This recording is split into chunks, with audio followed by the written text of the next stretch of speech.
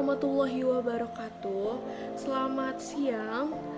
Yang terhormat Ibu Dosen Nike Widya Kusumastuti selaku dosen pengampu mata kuliah Semantik Bahasa Indonesia dan teman-teman yang berbahagia. Marilah kita panjatkan puji dan syukur kehadirat Allah Subhanahu wa Ta'ala, karena berkah dan limpahan rahmatnya kita dapat berkumpul walaupun kita hanya berkumpul di ruang virtual ini. Adapun topik yang akan kami bahas pada pertemuan kali ini yaitu mengenai prinsip dalam relaksi makna. Sebelumnya, perkenalkan, nama saya Putri Raudah Novita selaku moderator dari kelompok 3, dan saya akan memandu jalannya presentasi pada hari ini. Sebelum itu, izinkan saya untuk memperkenalkan anggota dari kelompok 3. Yang pertama ada Destiar Mutiara selaku pemateri, yang kedua ada Liza Asri selaku pemateri, yang ketiga ada Zahra Nurainisa selaku pemateri, yang keempat ada saya sendiri Putri Raudah Novita selaku moderator, yang kelima Anis Marfuah selaku pemateri, yang keenam Andono Mari selaku pemateri, yang ketujuh Leo Fernando selaku pemateri, dan yang terakhir ada Sabrina Maulida selaku pemateri.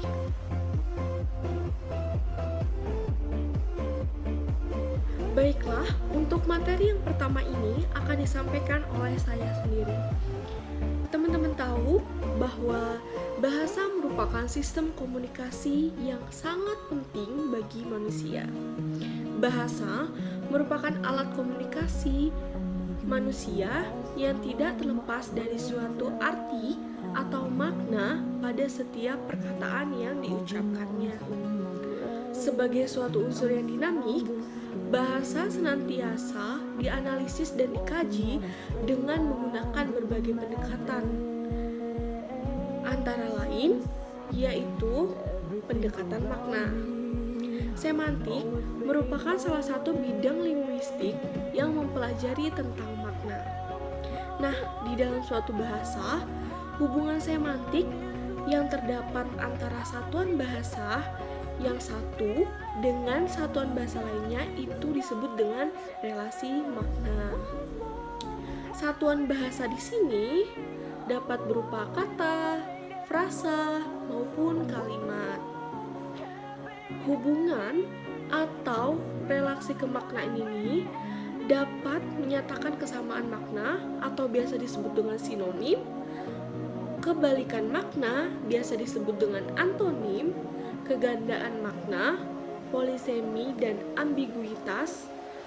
Ketercakupan makna yang biasa disebut dengan hiponimi. Kelainan makna, honimi. Kelebihan makna, redundasi, ataupun lainnya. Nah, oleh karena itu, untuk memahami relasi makna dan prinsip-prinsip lainnya, maka diperlukan adanya pemahaman mengenai semantik.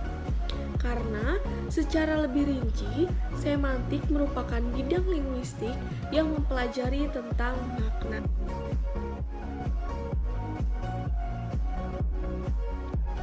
Nah, sebelum kita untuk lanjut membahas tentang prinsip-prinsip dalam relasi makna, ada yang tahu nggak sih apa itu relasi makna?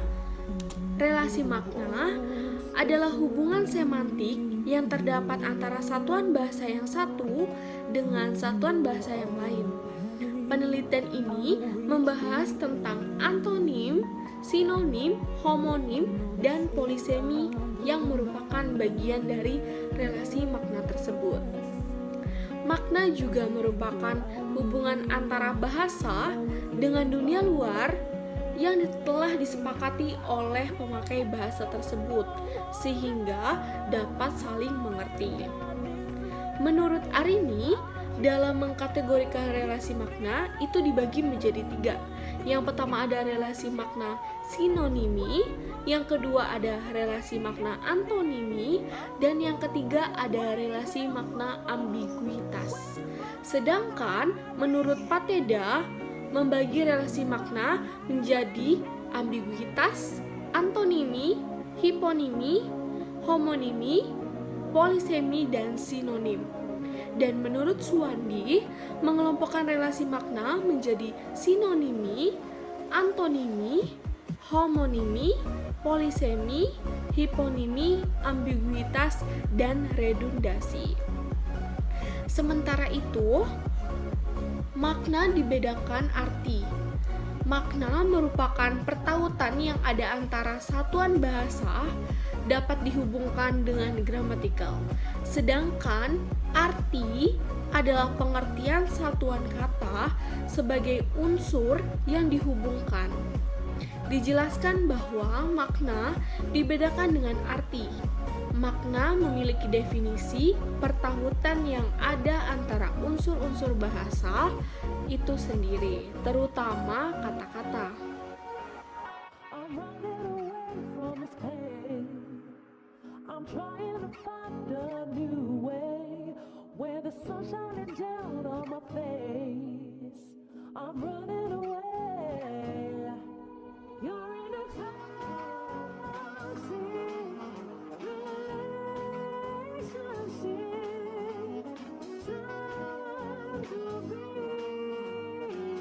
Yang pertama ada prinsip sinonim.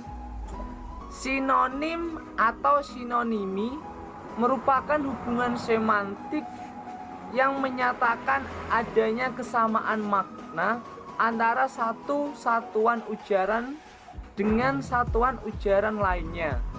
Misalnya kata benar dengan kata betul. Dua buah ujaran yang bersinonim maknanya tidak akan persis sama. Ketidaksamaan itu terjadi karena berbagai faktor. Sinonim tidak mutlak, memiliki arti yang sama tetapi mendekati sama atau mirip. Hal-hal yang dapat menyebabkan terjadinya sinonim adalah penyerapan kata-kata asing, penyerapan kata-kata daerah, makna emotif dan evaluatif. Kata bersinonim tidak dapat dipertukarkan tempatnya karena dipengaruhi oleh faktor waktu, faktor tempat, faktor daerah, faktor sosial, faktor kegiatan, dan faktor nuansa makna.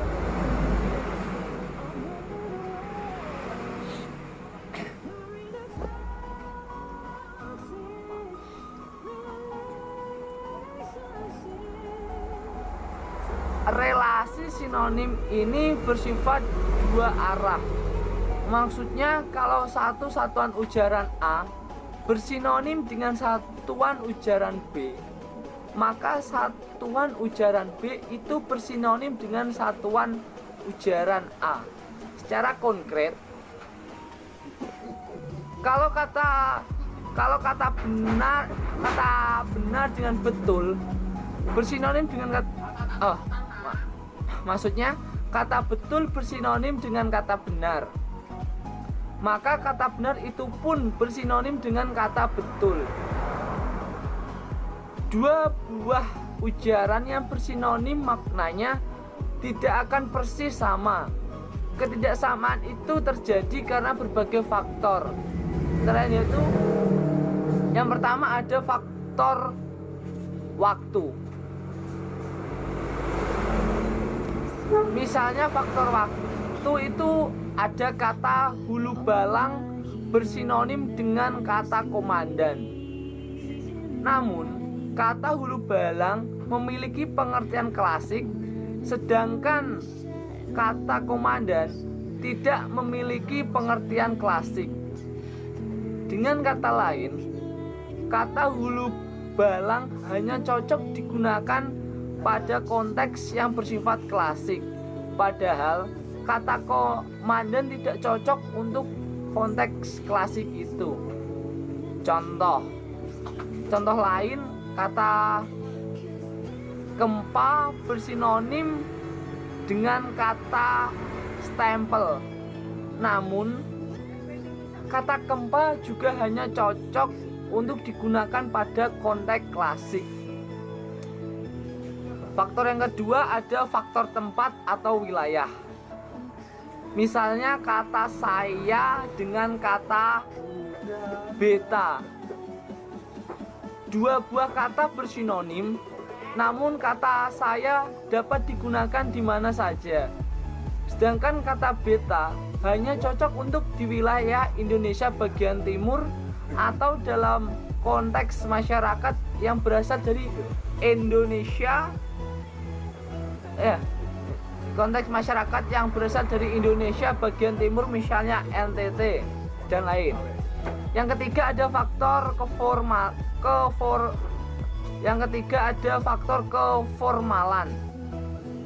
Misalnya kata uang dan kata duit adalah dua buah kata yang bersinonim. Namun, kata uang dapat digunakan dalam ragam formal dan tak formal. Sedangkan kata duit hanya cocok untuk ragam tak formal. Dari yang itu penjelasan dari faktor keformalan. Yang keempat ada faktor sosial. Faktor sosial.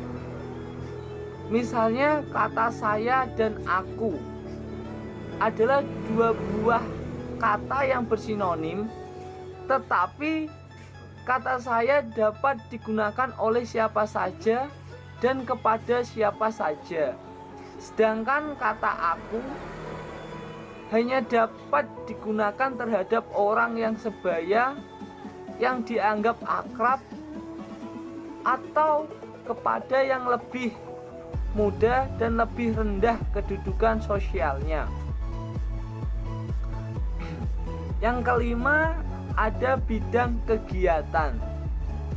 Umpamanya kata matahari dan surya adalah dua buah kata yang bersinonim, namun kata matahari bisa digunakan dalam kegiatan apa saja atau dapat digunakan secara umum, sedangkan kata surya hanya cocok digunakan pada ragam khusus, terutama ragam sastra. Dikarenakan kata surya jarang digunakan pada konteks-konteks sehari-hari, tetapi bisa dikatakan dalam konteks yang sastra seperti kata tulisan seperti itu. Ada berbagai contoh dari kata sinonim. Contoh-contoh biasanya ada kata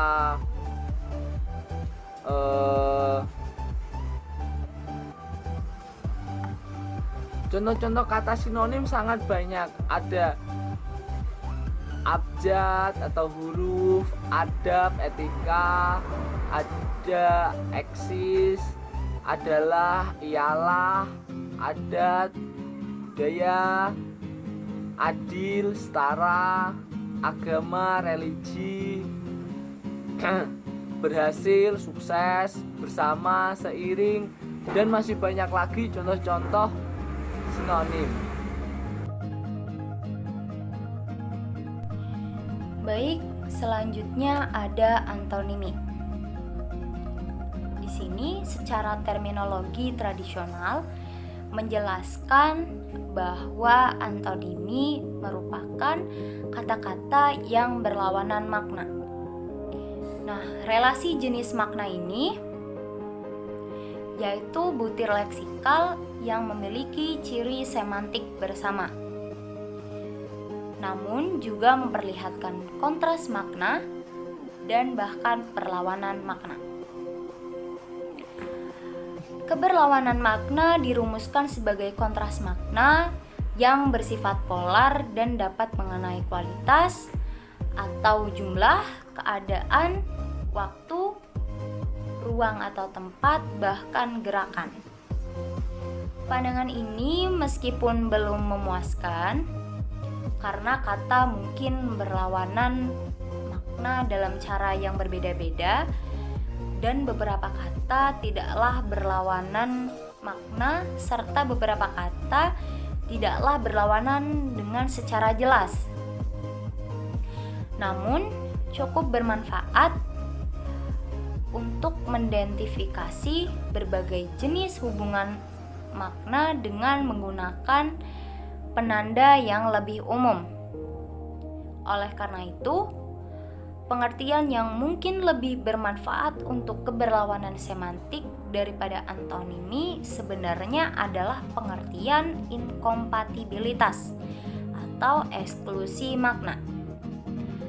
Kita dapat mengatakan bahwa makna yang diungkapkan inkompatibel jika yang satu mengandung paling sedikit satu ciri yang berlawanan dengan ciri yang lain.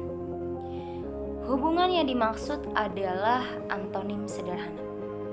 Nah, secara sederhananya, kata antonim atau antonimi berasal dari kata Yunani kuno, yaitu onoma yang artinya nama dan anti yang artinya melawan. Maka secara harfiah, antonim diartikan sebagai nama lain untuk benda lain pula. Secara semantik, Verhaer mendefinisikan sebagai ungkapan atau biasanya berupa kata, tetapi dapat pula dalam bentuk frase atau kalimat yang maknanya dianggap kebalikan dari makna ungkapan lain. Hubungan makna antara dua buah kata yang berantonim ini bersifat dua arah. Nah, jadi kalau kata bagus maka berantonim dengan kata buruk. Contoh lainnya seperti membeli maka berantonim dengan menjual, dan sebaliknya, menjual pun berantonim dengan membeli. Nah, dilihat dari sifat hubungannya, makna antonimi ini dapat dibedakan atas beberapa jenis. Antara lain, yang pertama, antonimi bersifat mutlak. Contohnya, kata hidup yang berantonim secara mutlak dengan kata mati. Karena sesuatu yang masih hidup tentunya belum mati, dan sesuatu yang mati tentunya tidak hidup lagi. Dan yang kedua, ada antonimi bersifat relatif atau bergradasi. Misalnya, kata besar dan kecil berantonimi secara relatif, juga kata antara kata jauh dan dekat, atau kata gelap dan terang. Nah, jenis antonim ini dapat disebut secara relatif karena batas antara satu dengan lainnya tidak dapat ditentukan secara jelas. Batasnya itu dapat bergerak menjadi lebih atau bahkan kurang. Karena itu, sesuatu yang tidak besar belum tentu kecil, dan sesuatu yang tidak dekat belum tentu jauh. Karena itu juga dapat dikatakan seperti lebih dekat, sangat dekat, atau juga paling dekat. Nah, sesuatu dikatakan besar atau kecil ini dalam kehidupan kita adalah karena diperbandingkan antara yang satu dengan yang lainnya. Kemudian yang ketiga yaitu antonimi bersifat relasional. Nah, contohnya antara kata membeli dan menjual, atau antara kata suami dan istri. Antonim ini disebut relasional karena munculnya yang satu harus disertai yang lain. Maka adanya membeli karena ada yang menjual. Begitu juga adanya suami karena adanya istri. Salah satunya tidak ada, maka yang lain juga tidak ada. Kemudian yang terakhir atau yang keempat adalah antonimi bersifat hierarkial. Nah, umpamanya kata tamtama dan bintara berantonim secara hierarkial juga antara kata gram dan kilogram.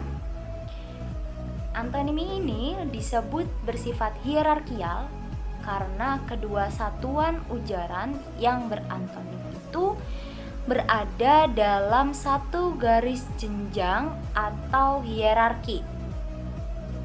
Maka kata tamtama dan bintara ini berada dalam satu garis kepangkatan militer.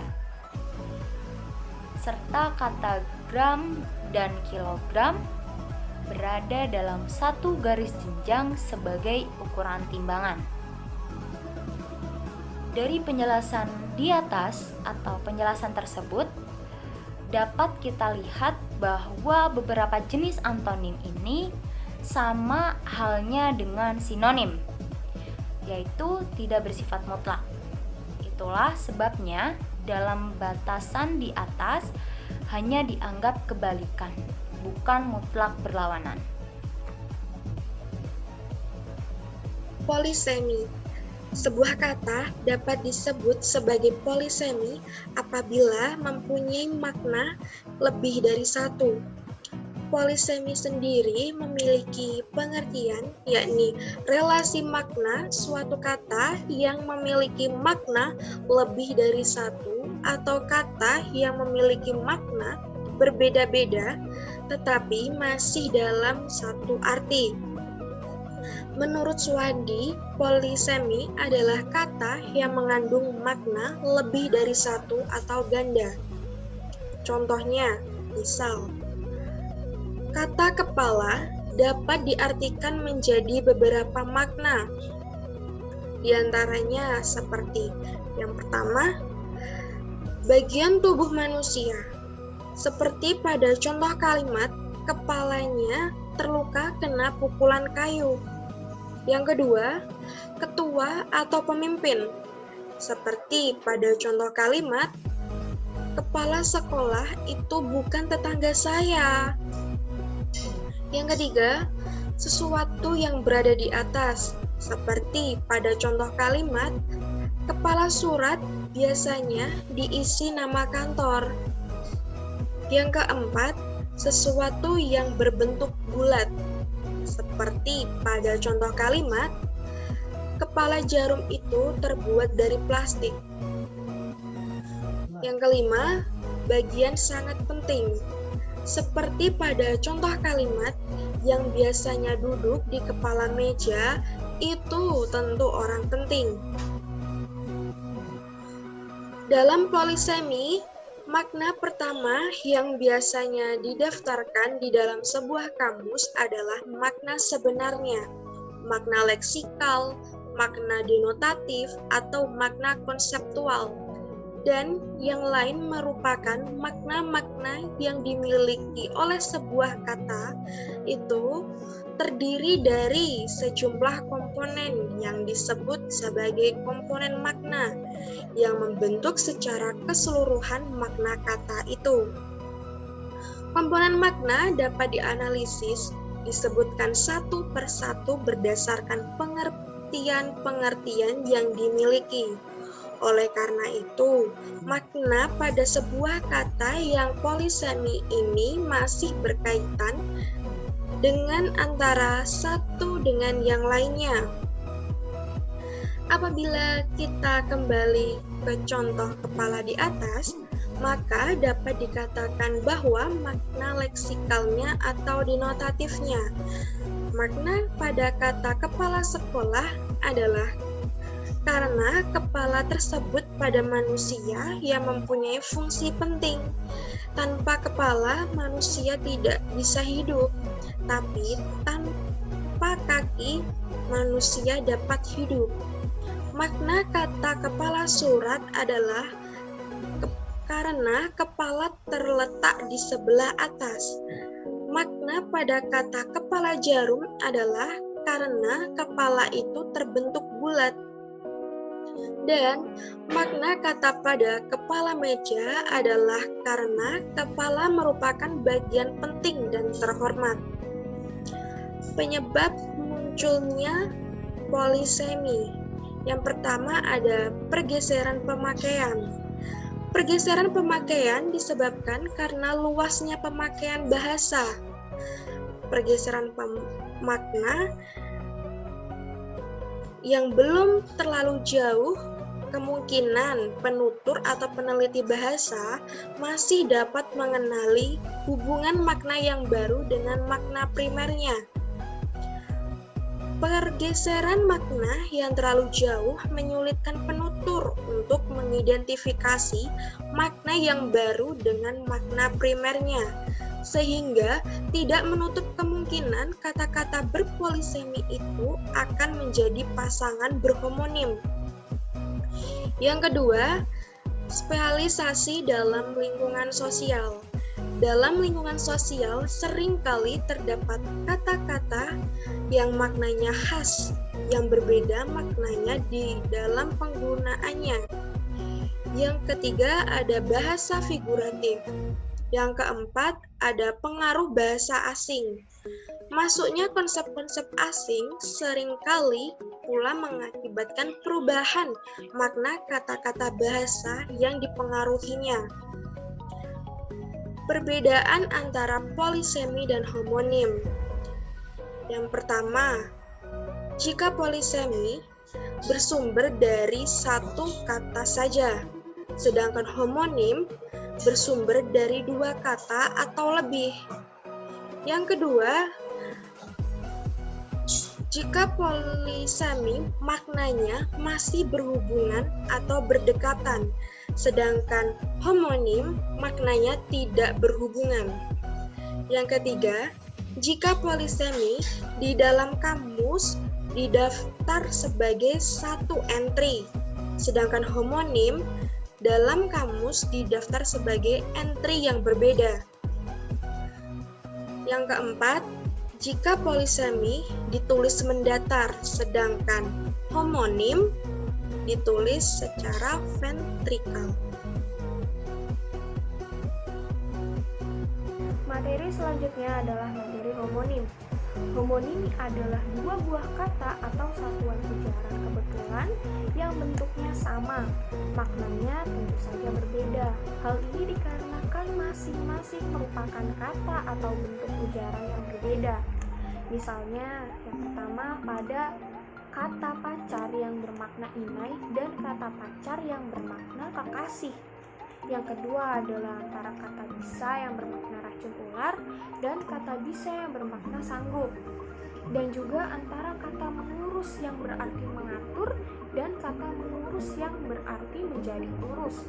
Sehingga faktor-faktor yang menyebabkan terjadinya homonim ialah yang pertama, kata-kata yang homonim itu berasal dari bahasa atau dialek yang berlainan. Yang kedua adalah kata-kata yang berhomonim itu terjadi sebagai proses morfologi. Sama dengan sinonimi dan antonimi. Hubungan antara dua buah satuan ujaran yang homonim juga berlaku untuk kedua arah. Oleh karena itu, jika pacar pertama yang bermakna inai berhomonim dengan pacar kedua yang bermakna kekasih, maka pacar kedua juga berhomonim dengan pacar pertama. Seperti pada kasus homonim ini, ada dua istilah yang bisa dibicarakan, yakni homofoni dan homografi. Homofoni adalah kesamaan bunyi atau font antara dua satuan ujaran dan tidak ada hubungannya dengan ejaan, baik ejaannya sama atau berbeda. Oleh karena itu, dari bunyi atau pelafalan pada contoh di atas, bentuk pacar 1 dan pacar 2 yang kita bicarakan di atas adalah juga dua buah bentuk yang homonim. Demikian pula dengan kata bisa yang berarti racun ular dan kata bisa yang berarti sanggup. Dalam bahasa Indonesia, bentuk-bentuk homofon yang ejaannya berbeda itu tidak banyak. Hal ini dikarenakan sistem ejaan bahasa Indonesia yang cukup baik. Contohnya adalah kata bank yang berarti lembaga keuangan dengan kata bank yang merupakan singkatan dari kata abang yang berarti kakak laki-laki, dan kata sanksi yang berarti konsekuensi, dan kata sanksi yang berarti ragu-ragu. Homografi mengacu pada bentuk ujaran yang sama ortografinya atau ejaannya, tetapi ucapan dan maknanya itu tidak sama. Dalam bahasa Indonesia, bentuk-bentuk homografi hanya terjadi karena ortografi untuk fonem E dan fonem E sama lambangnya, yaitu huruf E. Contohnya pada kata teras yang maknanya inti dan kata teras yang maknanya bagian depan rumah, serta memerah yang artinya melakukan perah dan memerah yang artinya menjadi merah. Karena homografi ini berkenaan dengan tulisan atau ortografi, maka dalam bahasa Melayu yang ditulis dengan huruf Arab seperti yang masih digunakan di Malaysia dan Brunei Darussalam akan sering ditemukan dalam bentuk homografi. Misalnya pada tulisan Arab kaf, mim, ba, dan hoi bisa dibaca kambing, kumbang, kembung, dan kambang yang mengacu pada 4 kata yang berlainan. Bahasa Arab dengan sistem tulisannya juga penuh dengan bentuk homograf, sehingga jika kita belajar bahasa Arab sama artinya kita belajar membaca tulisannya. Masalah lain mengenai homonimi ini yang cukup sulit adalah apa bedanya dengan polisemi. Bagaimana cara membedakan homonimi dengan polisemi? Patokan yang pertama adalah homonimi merupakan dua bentuk ujaran atau lebih yang kebetulan bentuknya sama dan maknanya yang berbeda. Sedangkan polisemi adalah bentuk-bentuk ujaran yang memiliki makna lebih dari satu. Makna-makna yang ada dalam polisemi meskipun berbeda, tetapi dapat dilacak secara etimologi dan semantik, bahwa makna-makna itu masih memiliki hubungan. Sebaliknya, makna dalam dua bentuk homonimi tidak memiliki hubungan sama sekali. Hubungan antara makna kepala pada bentuk kepala surat dan makna kepala pada kepala jarum bisa ditelusuri berdasarkan makna leksikal kata kepala itu. Namun, kita tidak bisa melacak hubungan makna kata bisa racun ular dengan makna kata bisa sangguk. Jelas keduanya tidak berhubungan sama sekali. Menentukan ada atau tidak adanya hubungan makna antara dua buah bentuk untuk menentukan bentuk itu, polisemi atau homonimi memang seringkali tidak mudah. Ada yang mengatakan pacar inai dan kata pacar kekasih. Itu adalah polisemi. Karena kata pacar yang bermakna inai itu bisa dipakai oleh pacar yang kekasih. Begitu juga dengan arti tumbuhan dan kata pohon dalam kutip memohon dengan arti meminta, mengharap adalah juga polisemi karena katanya dulu orang memohon di bawah pohon, jadi ada hubungannya meskipun tampaknya dicari-cari. Sebaliknya, ada pula yang mengatakan bahwa cangkul sebagai nomina seperti pada kalimat cangkul itu dibeli ayah di Jakarta, dan kata cangkul sebagai verba seperti dalam kata imperatif cangkul dulu tanah itu baru ditanami adalah dua bentuk yang homonimi. Homonimi juga mempunyai jenis-jenisnya. Yang pertama adalah homonim yang homograf dan homofon, adalah sama bunyi dan sama bentuknya. Seperti pada contoh kata bisa, arti atau maknanya adalah sanggup dan dapat. Sedangkan makna lainnya adalah racun ular. Yang kedua ada pada kata jagal, yang artinya adalah pedagang kecil, sedangkan arti lainnya adalah orang yang bertugas menyembelih binatang.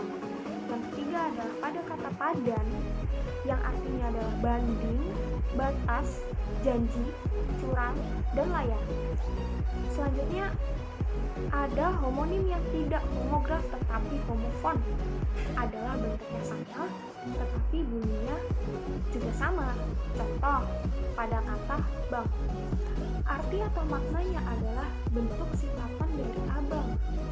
Arti lainnya adalah lembaga yang mengurus keuangan. Yang kedua ada kata sanksi yang artinya ragu, dan sanksi yang artinya adalah konsekuensi atau akibat. Selanjutnya ada pada kata syarat yang artinya janji, dan syarat yang artinya adalah tinggi dan berat. Selanjutnya ada jenis homonim yang homograf tetapi tidak homofon. Dia itu sama bentuknya tetapi tidak sama bunyinya. Seperti pada kata teras yang artinya adalah hati kayu atau bagian dalam kayu. Selanjutnya ada makna lainnya adalah bidang tanah, datar, yang miring atau lebih tinggi dari yang lain. Yang lainnya adalah pegawai utama. Selanjutnya ada kata berhomonim adalah kata-kata yang sama bunyinya dan bentuknya.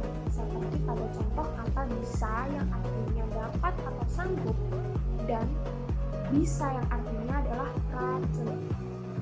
Selanjutnya ada contoh polisemi bahasa Indonesia dalam dialek Papua dengan bahasa Indonesia baku. Seperti pada kata darat dalam bahasa Indonesia dialek Papua yaitu suatu tempat, rumah, masjid, kantor, sekolah, gereja, gedung, dan lain-lain yang letaknya jauh dari pantai. Dan bahasa Indonesia bakunya adalah tanah yang tidak digenangi oleh air. Selanjutnya ada kata laut yang merupakan suatu tempat umum yang letaknya dekat dari pantai. Sedangkan dalam bahasa Indonesia baku, arti laut adalah kumpulan air asin dalam jumlah yang banyak dan luas yang mengenangi dan membagi daratan atas benua dan pulau. Berikut ada perbedaan polisemi dan homonim. Homonim menurut Rida Laksana dalam Suwandi 2019-134 menjelaskan bahwa homonim adalah hubungan antara kata yang ditulis dan dilafalkan dengan cara yang sama dengan kata lain tetapi tidak memiliki hubungan makna. Adanya homonim disebabkan adanya bentuk-bentuk homonim yang datang dari bahasa dialek yang berbeda. Firhar dalam Kandida 2010-211 mengungkapkan bahwa homonimi adalah ungkapan atau kata atau frasa atau kalimat yang bentuknya sama dengan ungkapan lain tetapi dengan perbedaan makna di antara kedua ungkapan lain tetapi dengan perbedaan makna di antara kedua ungkapan tersebut. Yang kedua adalah polisemi. Polisemi ini menunjukkan bahwa satu kata memiliki lebih dari satu makna menurut Jaja Dharma, sedangkan menurut Faiza, polisemi berkaitan dengan kata atau frasa yang memiliki beberapa makna yang jelas-jelas berhubungan. Suatu kata atau suatu ujaran disebut polisemi jika satu kata memiliki lebih dari satu makna. Pengertian ini tumpang tindih dengan homonimi, yaitu gejala kesamaan tulisan dan lafal dua kata yang berbeda. Atau secara jelas ya, perbedaan polisemi dan homonimi adalah yang polisemi berasal dari satu kata, sedangkan homonimi berupa dua kata atau lebih. Yang polisemi ada hubungan makna, sedangkan homonimi tidak ada hubungan maknanya.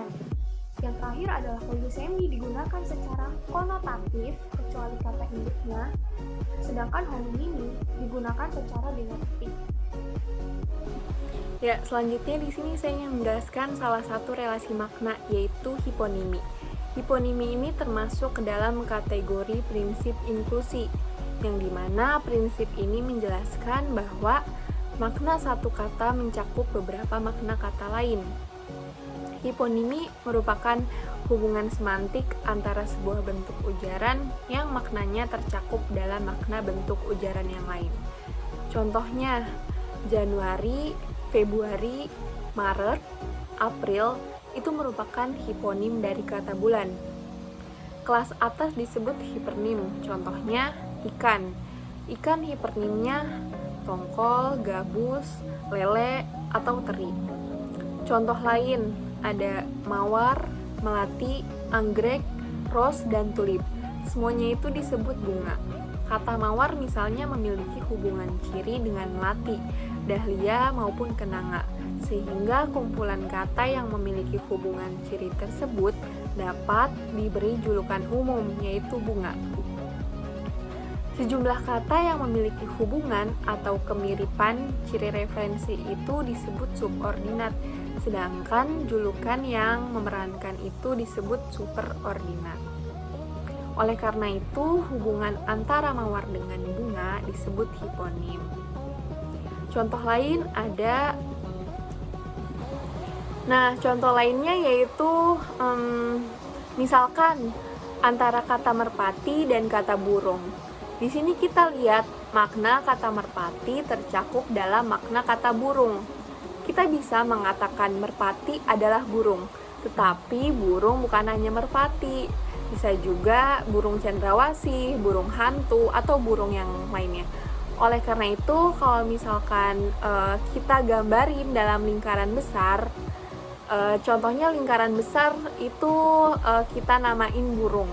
Nah, di dalam lingkaran besar itu terdapat lingkaran-lingkaran kecil yang di dalamnya berisi nama-nama binatang yang termasuk burung itu.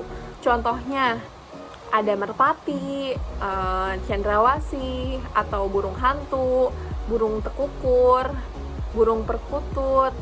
Relasi hiponimi bersifat searah, bukan dua arah.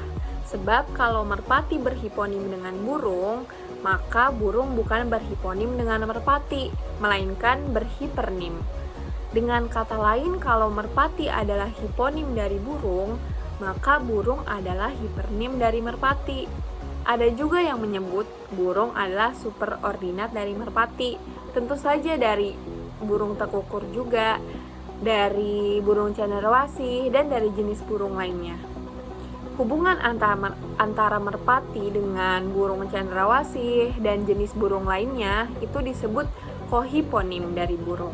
Kohiponim yaitu anggota kelompok dari hiperonim dan beberapa hiponim yang memiliki hipernim yang sama.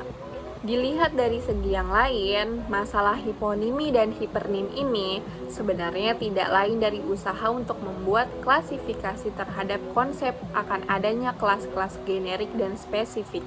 Jadi, merpati, cendrawasih, dan burung yang lainnya adalah nama-nama spesifik untuk kelas generik burung.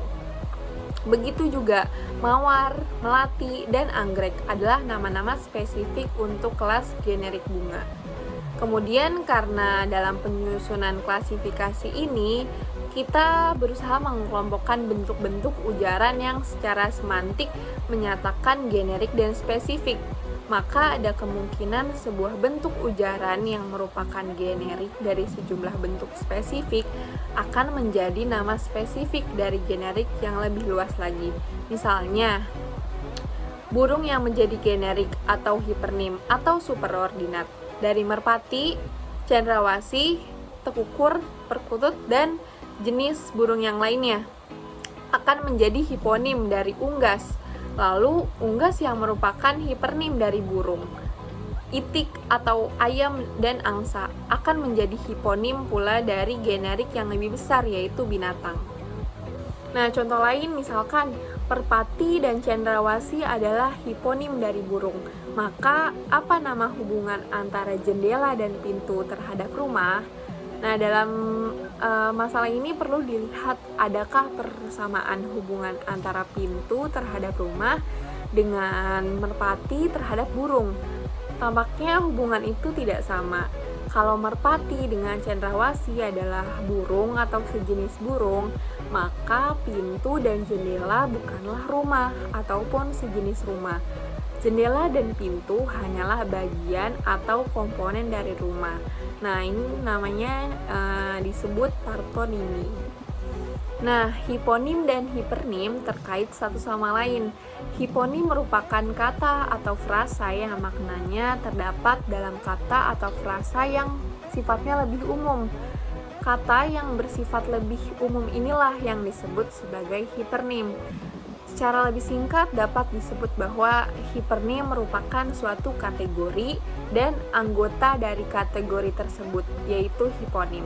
Nah, di sini saya ada beberapa contoh hipernim. Hipernimnya ikan, hiponimnya yaitu ikan hiu, ikan paus, ikan lumba-lumba, dan sejenis ikan yang lainnya. Yang kedua ada buah. Hipernim itu buahnya. Nah, hiponim itu ada buah durian, buah apel, buah semangka, dan buah nangka. Yang ketiga ada hipernim dari kata sayuran. Nah, hiponimnya ini ada bayam, kangkung, sawi, dan selada. Selanjutnya, saya di sini ingin menjelaskan contoh kalimat hiponim dan hipernim agar lebih jelas. Contoh kalimat pertama yaitu mengkonsumsi buah-buahan seperti mangga, jeruk, semangka, dan melon dapat mencukupi kebutuhan vitamin dalam tubuh. Nah, hipernimnya apa? Hipernimnya itu buah. Hiponimnya itu mangga, jeruk, semangka, dan melon. Contoh yang kedua ada dari semua merek handphone yang ada seperti Samsung, Lenovo, Asus, Acer, HP, aku lebih menyukai Lenovo. Nah, hipernimnya apa? Hipernimnya tuh handphone. Nah, hiponimnya tuh Samsung, Lenovo, Asus, Acer, dan HP. Assalamualaikum warahmatullahi wabarakatuh. Saya, Leo Fernando, akan menjelaskan mengenai materi ambiguitas. Pengertian ambiguitas. Ambiguitas atau kegandaan makna dapat terjadi pada tingkat fonetik, leksikal, dan gramatikal. Kalimat ambigu akan sulit dipahami oleh orang yang mengalami gangguan hemisfer kanan, dan akan sulit diproses oleh orang yang memiliki kapasitas kerja memori yang rendah. Dari sisi psikolinguistik, ambiguitas dipengaruhi proses pemahaman terhadap ujaran, yaitu kalimat yang ambigu memerlukan waktu lebih lama untuk dipahami. Ambiguitas dapat dihindarkan melalui konteks, pemberian penanda batas, leksikal, unsur prosodi berupa jeda, tanda baca, dan kecermatan struktur gramatikal dengan memperhatikan fitur-fitur semantik kata. Ambiguitas makna adalah terjadinya tafsiran lebih dari satu makna. Hal ini dapat terjadi baik dalam ujaran lisan maupun tulisan. Tafsiran lebih dari satu ini dapat menimbulkan keraguan dan kebingungan dalam mengambil keputusan tentang makna yang dimaksud. Jenis ambiguitas. Menurut Ullmann, ambiguitas dibagi menjadi 3 tipe utama, yaitu ambiguitas tingkat fonetik, tingkat leksikal, dan tingkat gramatikal. Yang pertama, ambiguitas tingkat fonetik. Ambiguitas tingkat fonetik timbul akibat membaurnya bunyi-bunyi bahasa yang diujarkan. Kadang karena kata-kata yang membentuk kalimat diujarkan terlalu cepat, sehingga orang menjadi ragu akan kalimat tersebut. Seperti tampak pada contoh berikut. Kata beruang yang punya arti mempunyai uang atau nama binatang. Kata bukan nangka mempunyai arti bukan nangka, dan bukan nangka. Ambiguitas ini berhubungan dengan keraguan kita terhadap bunyi bahasa yang kita dengar. Kadang-kadang karena ragu-ragu, kita mengambil keputusan yang keliru. Yang kedua adalah ambiguitas tingkat leksikal. Ambiguitas tingkat leksikal adalah macam ambiguitas yang disebabkan oleh bentuk leksikal yang dipakai. Hal ini berkaitan dengan makna yang dikandung setiap kata, yang dapat memiliki lebih dari satu makna atau mengacu pada sesuatu yang berbeda, sesuai lingkungan pemakaiannya. Sebagaimana tampak pada contoh berikut. Yang pertama, ini bukunya. Yang kedua, masing-masing mendapat satu porsi. Nah, pada kata buku dapat mengandung makna lebih dari satu, sehingga pada kalimat tersebut tidak jelas yang manakah makna buku yang dimaksud. Begitu pula halnya pada kata kursi, dapat mengandung lebih dari satu makna, dan pada kedua kalimat tersebut tidak ada kejelasan makna apa yang dimaksud. Selanjutnya adalah ambiguitas tingkat gramatikal. Ambiguitas ini muncul pada tataran morfologi dan sintaksis. Pada tataran morfologi, ambiguitas muncul dalam pembentukan kata secara gramatikal. Misalnya kata pemukul yang bermakna ganda, orang yang memukul atau alat untuk memukul. Pada tataran sintaksis, ambiguitas muncul pada frasa, klausa, dan kalimat. Tiap kata yang membentuk frasa atau kalimat itu telah jelas, tetapi dalam pengombinasiannya dapat memiliki tafsiran lebih dari satu pengertian. Frasa orang tua dapat bermakna orang yang tua atau ibu bapak. Gleason dan Ruther pada tahun 1998 dalam Darjo Wijojo mengungkapkan dan membagi ambiguitas gramatikal menjadi dua macam, yaitu 1. Ambiguitas sementara atau local ambiguity, yaitu fungsi sintaktik suatu bentuk leksikal berstatus ambigu sampai pada suatu saat di mana kita memperoleh kata-kata tambahan yang mengudari disambiguate atau ambiguitas itu. Contoh, the horse raced past the barn field. Sebelum mendengar kata field, kata race diduga sebagai predikat the horse. Karena urutan NP sampai VP, maka V merupakan predikat NP. Interpretasi pertama kita adalah bahwa kuda itu berlari melewati kandang. Namun begitu mendengar kata verba field, jelaslah bahwa predikatnya bukan race, tetapi field. Dengan demikian, kalimat tersebut tidak lagi ambigu setelah munculnya verba field.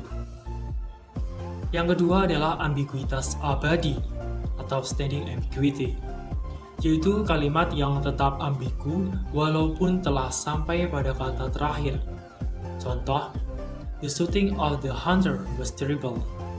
Yang kedua, old man and woman went to on. Pada kalimat-kalimat tersebut, tetap ada dua tafsiran makna untuk masing-masing kalimat, walaupun kalimat tersebut telah berakhir. Selanjutnya adalah ambiguitas dari segi neurologi dan psikologi.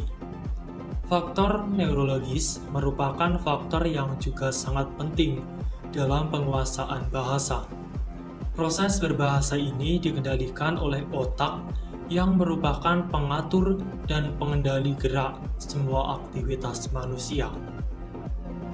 Bagian otak manusia yang menangani fungsi bahasa disebut korteks cerebral, yang terdiri dari dua bagian, yaitu hemisfer kiri dan kanan.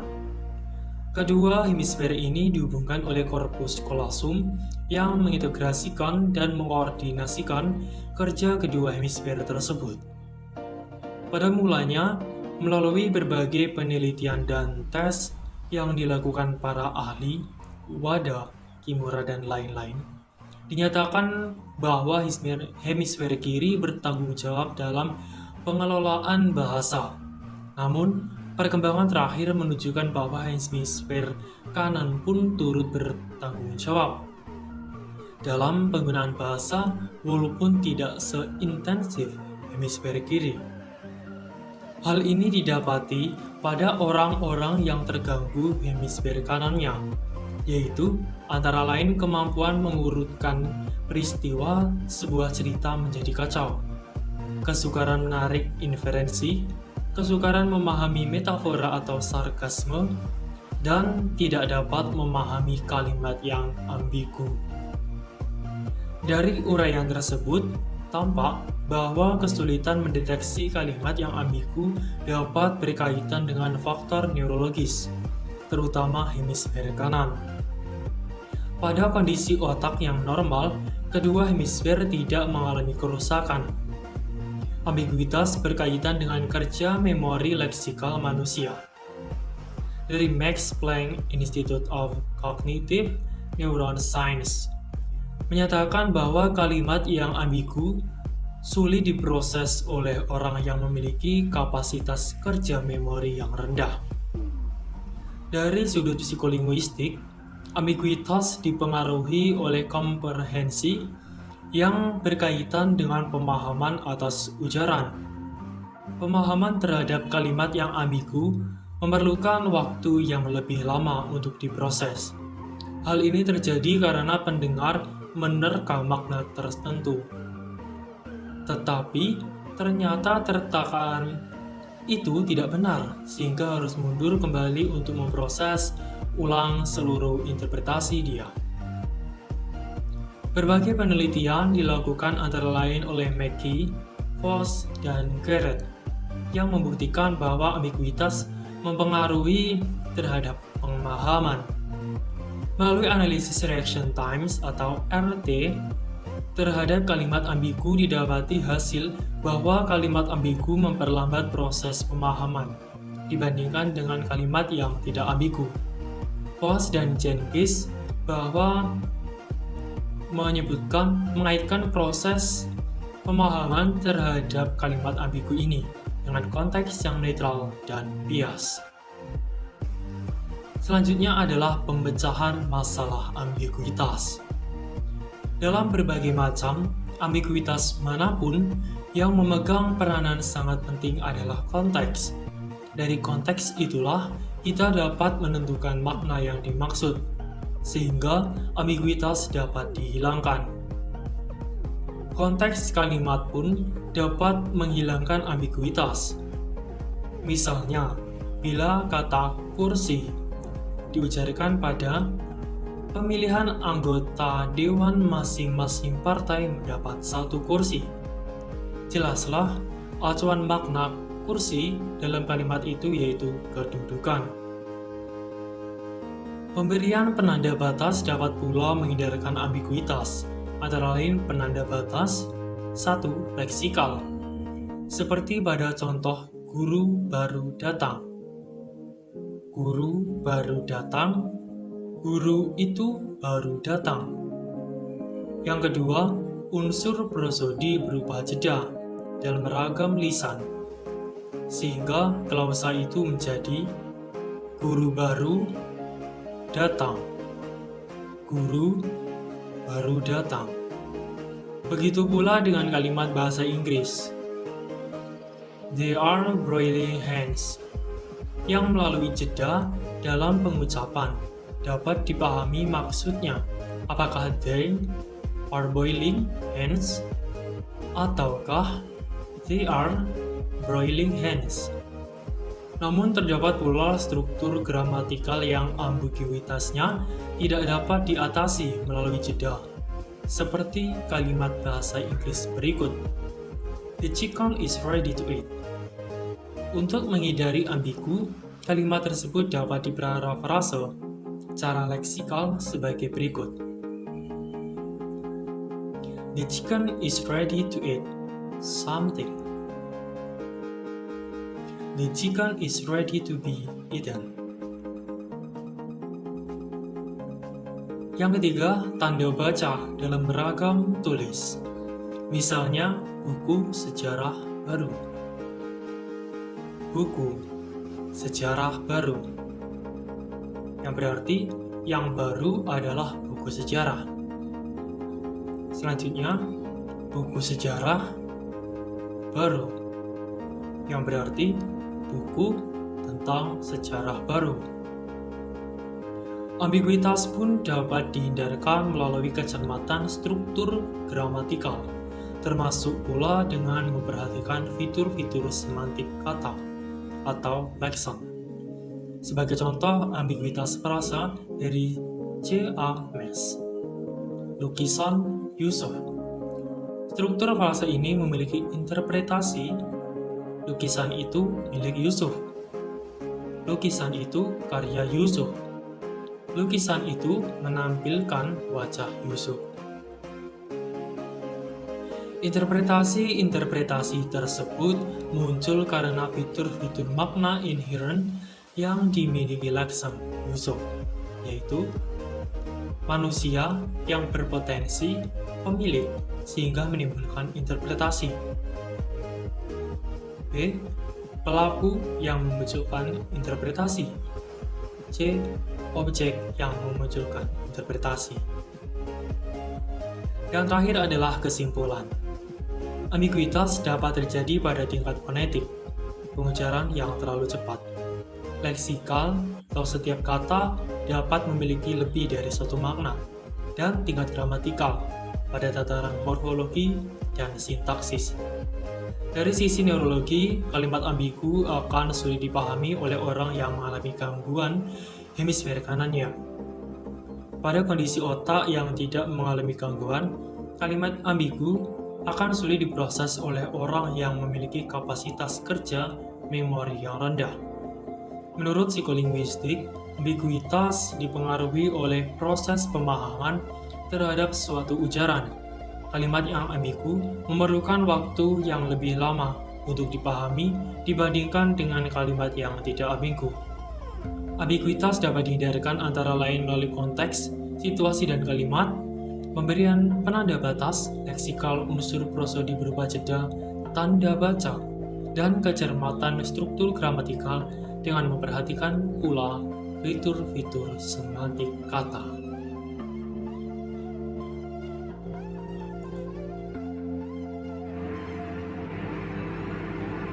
Prinsip redundansi. Istilah redundansi biasanya diartikan sebagai berlebih-lebihannya penggunaan unsur segmental dalam suatu bentuk ujaran. Redundansi menyatakan bahwa salah satu konstituen dalam kalimat yang tidak perlu jika dipandang dari sudut semantik. Umpamanya, kalimat bola itu ditendang oleh Budi tidak akan berbeda maknanya bila dikatakan bola itu ditendang Budi. Jadi, tanpa menggunakan preposisi oleh, penggunaan kata oleh inilah yang dianggap redundan, berlebih-lebih. Begitu juga dengan kalimat Nia menggunakan baju berwarna ungu. Tidak akan berbeda maknanya jika dikatakan Nia berbaju ungu. Maka bentuk pertama disebut redundas.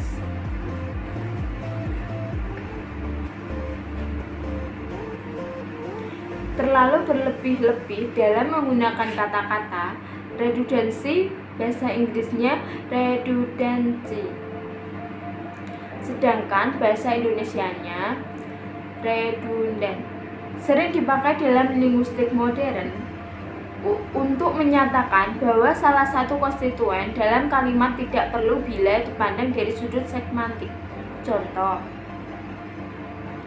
kita dapat bertitik tolak dari konsep perifrase. Misalnya, bila kalimat A diundang oleh Burhan, maka yang terakhir adalah perifrase sekaligus parafrase.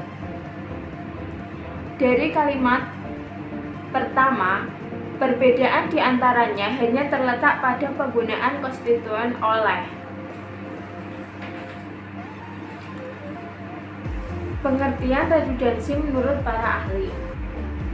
Yang pertama, menurut Carrot, dalam bukunya yang berjudul The Study of Language, mengungkapkan redundansi adalah bila bobot informasi yang dikandung sebuah simbol yang kita ucapkan lebih sedikit atau kurang dari jumlah unsur yang mendukung simbol itu.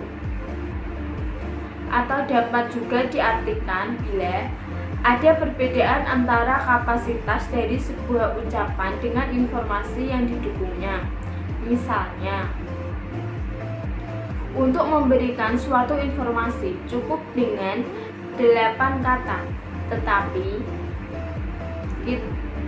kita ungkapkan dengan lebih dari 8 kata itu. Inilah yang dimaksud dengan redundansi.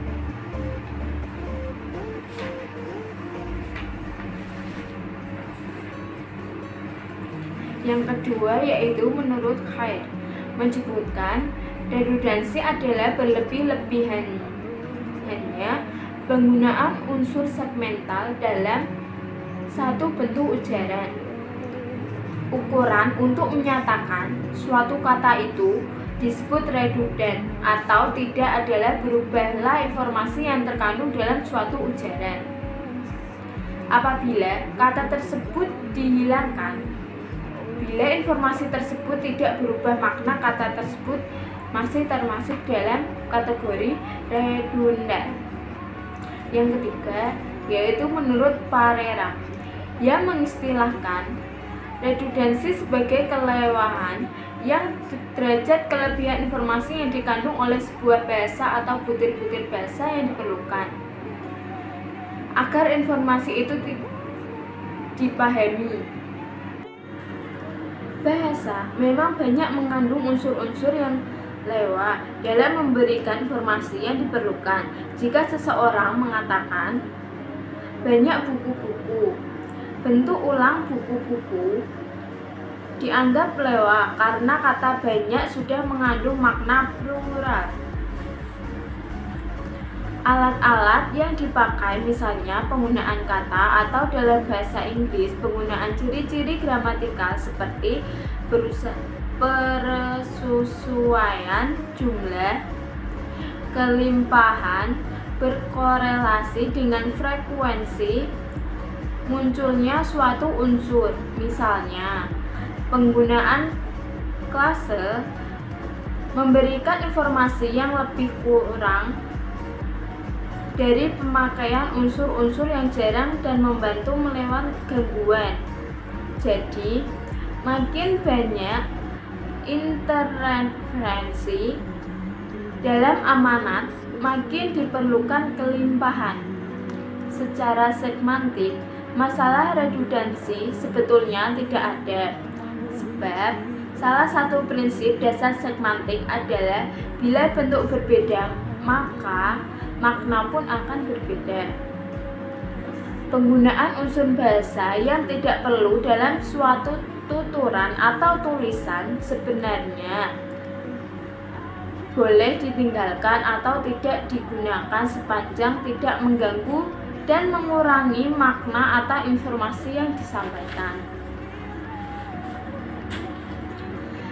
Berangkat dari penjelasan di atas, dapat diambil kesimpulan bahwa redundansi adalah penggunaan kata-kata yang berlebih dalam suatu tuturan atau tulisan untuk menyampaikan suatu informasi.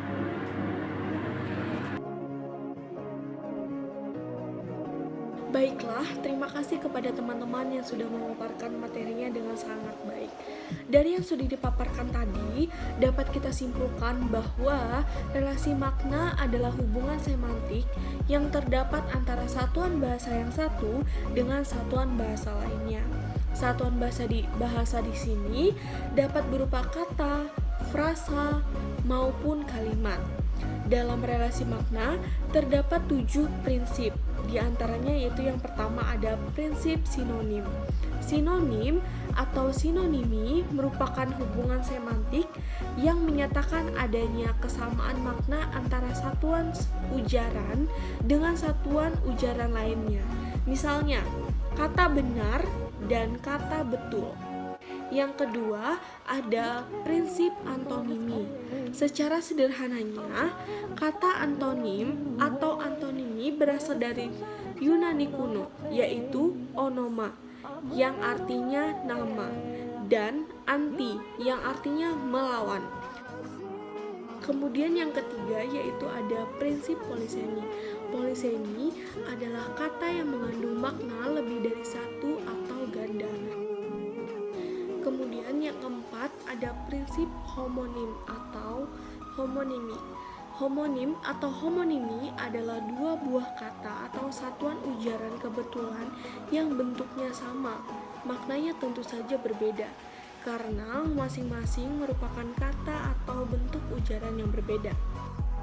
Kemudian yang kelima ada prinsip hiponim.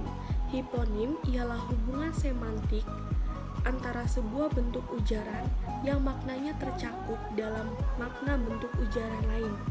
Kemudian, ada prinsip ambiguitas. Dapat disimpulkan bahwa ambiguitas dapat terjadi pada tingkat fonetik atau pengujaran yang terlalu cepat, leksikal, atau setiap kata dapat memiliki lebih dari satu makna, dan tingkat gramatikal atau pada tataran morfologi dan sintaksis. Yang terakhir ada prinsip redundasi. Istilah redundasi biasanya diartikan sebagai berlebih-lebihan penggunaan unsur segmental dalam suatu bentuk ujaran. Baiklah, berakhirlah sudah presentasi kita pada hari ini. Untuk teman-teman yang ingin bertanya, silahkan menuliskan pertanyaannya di forum diskusi yang ada di Elena. Sekian dari kami, mohon maaf bila terdapat kesalahan. Wassalamualaikum warahmatullahi wabarakatuh.